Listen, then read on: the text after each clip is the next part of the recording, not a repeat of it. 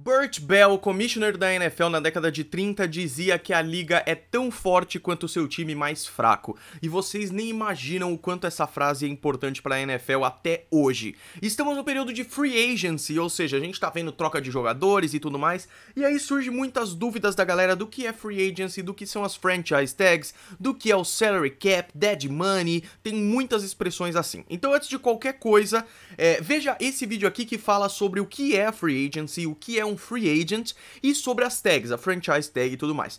No vídeo de hoje eu quero falar sobre o salary cap, como funcionam um pouco os contratos dos jogadores, para você entender como funciona quando eles são trocados, um pouquinho da questão do dead money e tudo mais. Então, a NFL sempre teve esse objetivo de ser uma liga igualitária, e eu vou falar sobre isso depois da vinheta. Antes, mais uma vez, como sempre, golinsports.com.br, cara, você pode comprar camisetas como essa, Keep Calm Go Chiefs, e tem de todos os outros 31 times da NFL, ou do Super Bowl 51 aqui 28-3, além dessa camiseta personalizada aqui, tem almofada, chinelo, caneca, regata e muito mais, tá bom? Visite golinsports.com.br e use o cupom GOLINSPORTS para ter 10% de desconto. Maluco, eu tô quase dando esses produtos, tá bom?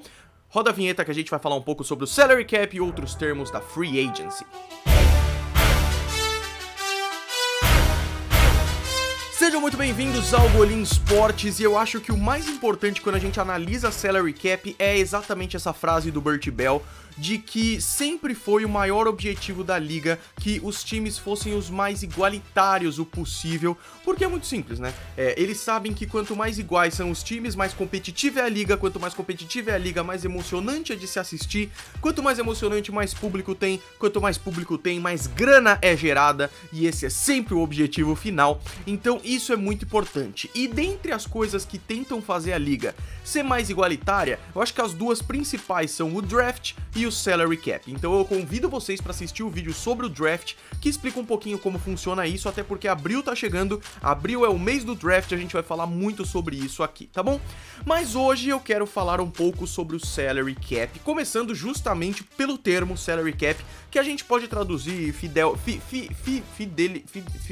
fielmente para teto salarial. Salary cap é o teto salarial que todos os times da NFL têm que respeitar para pagar os seus jogadores, não incluindo comissão técnica. Então quando você pega os seus 53 jogadores finais que você vai jogar na temporada, cada um tem o seu salário, o seu contrato dividido, não sei o que, você tem que, somado toda essa grana para esses jogadores, você tem que bater num teto salarial. Quando isso começou lá em 1994, o teto salarial era tipo 34 milhões de dólares, hoje já passa dos 150 milhões, mas depende também, isso não é fixo assim, porque o salary cap, como eu disse, é usado como um artifício para ter mais igualdade entre os times. Então, quando o time tá um pouco pior, ele pode ir um pouquinho mais no salary cap, o time tá muito bem, ele tem um pouquinho menos e tudo mais, mas tem uma meta, tem uma média ali, e você não pode passar desse salary cap. É claro que quando tá tendo 1 milhão de movimentações, como draft, free agency, e aí depois, antes de começar a temporada, lá na pré-temporada, os times têm tipo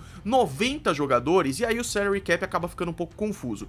No dia 1º de setembro, quando a liga tá próxima de começar, você tem que ter 53 jogadores e o seu teto salarial tem que tá em ordem, e isso é muito importante. O teto salarial ou salary cap tendo sido definido, é importante que a gente analise alguns elementos que fazem parte do contrato de um jogador.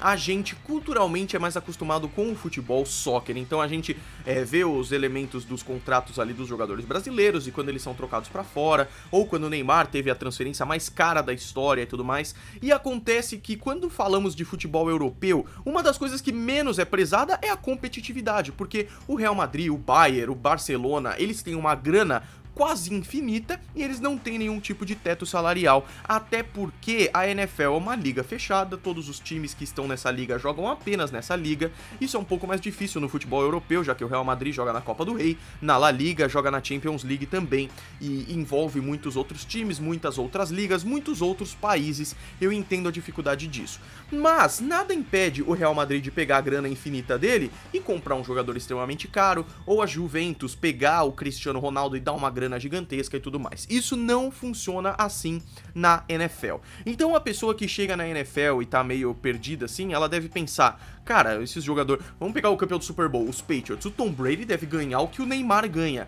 Não é assim, porque no momento que os Patriots pagarem 120 milhões pro Tom Brady, assumindo que é 150 o teto salarial, eles vão ter que dividir 30 milhões em outros 52 jogadores, e isso não funciona assim. Então, alguns elementos que estão no contrato do jogador é o dinheiro garantido no contrato, porque o futebol americano é muito volátil. Times podem mudar de interesses, jogadores podem ter habilidades diferentes e irem melhores ou piores dependendo da época ali. Então é muito importante para o jogador que ele tenha um dinheiro garantido. Você vai ver muito isso quando você vê transferências. Nick Foles foi contratado pelos Jaguars, assinou um contrato em que ele tem, eu vou supor aqui, eu não estou usando termos reais, ele tem 10 milhões de dólares garantidos e um salário base de 20 milhões divididos por 5 anos. Você vai ver normalmente isso. Então o que significa? Que o Nick Foles, não interessa o que aconteça, ele vai ter 15 milhões de dólares garantidos. E aí um exemplo para isso é que a gente pode usar o Le'Veon Bell. O Le'Veon Bell não estava feliz nos Steelers, ele queria não só um dinheiro garantido alto, mas como um salário base também alto, os Steelers não queriam dar. Ele ficou a temporada inteira 2018 fora, os Jets ofereceram pra ele, e ofereceram com foco nesse dinheiro garantido. Agradou ele essa ideia, e ele acabou indo pros Jets muito por causa disso. Então, no contrato do jogador tem esse dinheiro garantido. O que acontece muito é ter um bônus, e esse bônus pode ser de workout, por exemplo. O bônus de workout é quando o jogador faz parte das atividades do time no training camp, em julho, em junho, quando ele participa de outros treinamentos que não são aqueles obrigatórios. Bônus de workout, ou seja, ele tá indo lá, ele tá ralando, ele tá trabalhando, ele ganha um pouco a mais, ou alguma meta, e aí nessa meta pode ser sacks, pode ser interceptações e tudo mais. E esse bônus pode ser numa só, você pode pagar esse cara de um bônus de workout em um ano e aí depois não tem mais, ou pode ser dividido em anos, e tanto isso quanto o dinheiro pode ser um estímulo pro cara ficar no time, ou seja, ó, a gente vai pagar o seu bônus em 3 anos, fica aí que a gente vai te pagar por 3 anos.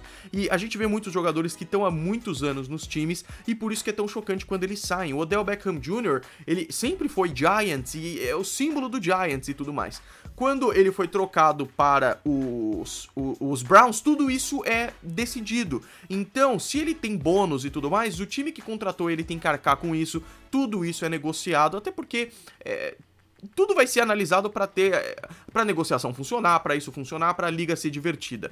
Quando a gente compara a NFL com outras ligas de futebol, por exemplo, porque quando compara com futebol, com esportes americanos é bem parecido, porque é cultural. Mas quando a gente compara com o futebol, por exemplo, europeu, o maior objetivo da NFL é que os seus times são pequenas empresas e os seus jogadores são funcionários. Quando a gente pensa desse jeito, faz muito mais sentido. E aí, pra simplificar, o último elemento que tá no contrato do jogador é o seu salário dividido por anos, e não precisa ser o mesmo valor para cada ano. Então vamos usar o exemplo do Nick Foles que eu falei pra vocês, de 20 milhões por ano.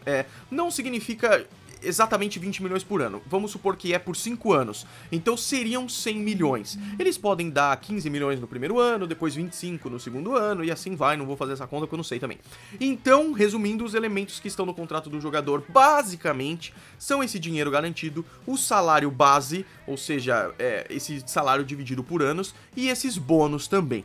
Tem muitas exceções, tem muitos detalhes, mas pra quem tá começando, pra quem tá... E isso não é só pra quem tá começando, é uma coisa mais avançada, o importante é entender como funciona. Outra coisa importante de dizer também é que os times renegociam seus contratos quando esse salary cap aperta. Então vamos pegar os Falcons, que pegaram o Matt Ryan há não sei quantos anos, e aí ele ganhava uma bolada, porque ele era realmente muito bom, quando draftaram ele e tudo mais. Aí o time vai pegando outros jogadores, vai trocando jogadores e tal, eles precisam renegociar esses contratos. Então eles chegam pro Matt Ryan e falam: Matt Ryan, a gente vai ter que diminuir um pouco o seu salário base, podemos aumentar o seu dinheiro garantido, ao invés de 5 anos fica 3 e tudo mais, e isso vai ser tudo negociado. Se o jogador topar, ele continua, se ele não topar, ele pode se tornar um free agent e tal, mas isso é importante, os times renegociam contratos. E aí a gente chega nesse último termo que eu queria falar aqui pra vocês, que na verdade eu não vou tão fundo nele, porque ele é muito mais complexo do que parece.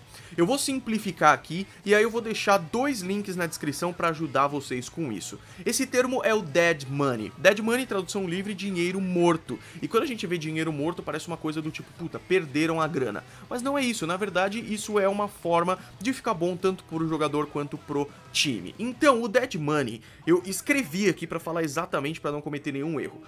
a gente pode definir o dead money como o espaço no salary cap que o time deve alocar para um jogador específico que foi cortado ou trocado e tinha esse dinheiro garantido para receber.